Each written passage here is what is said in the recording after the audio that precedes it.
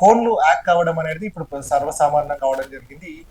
గతంలో వాట్సాప్ కి సంబంధించి కలెక్టర్లు కావచ్చు, ఐపీఎస్ లకు సంబంధించిన డీపీలు పెట్టుకొని తమకు డబ్బులు కావాలని చెప్పేసి ఫోన్ కాంటాక్ట్ లో ఉన్న వారికి కావచ్చు, విఐపీలకు కూడా సమాచారం ఇచ్చి ఉండేవారు.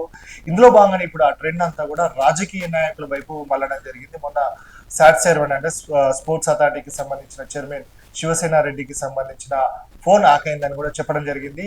ఆయన ఎవరైనా సరే తన ఫోన్ నుండి సమాచారం ఇస్తూ డబ్బులు కావాలని కావచ్చు, ఏదైనా సహాయం కోసం విన్నవిస్తే మాత్రం ఎవరు కూడా రెస్పాండ్ కావద్దని కూడా చెప్తున్న నేపథ్యం. సో మరొకసారి కాంగ్రెస్ పార్టీకి సంబంధించిన ఆర్యవైశ్యకు సంబంధించిన చైర్మన్ కాల్వా సుజాత కూడా తన ఫోన్ హ్యాక్ అయిందని కూడా అభిమానులకు కావచ్చు, తన ఫోన్ కాంటాక్ట్స్ లో ఉన్న వారందరూ కూడా చెప్పడం జరుగుతుంది.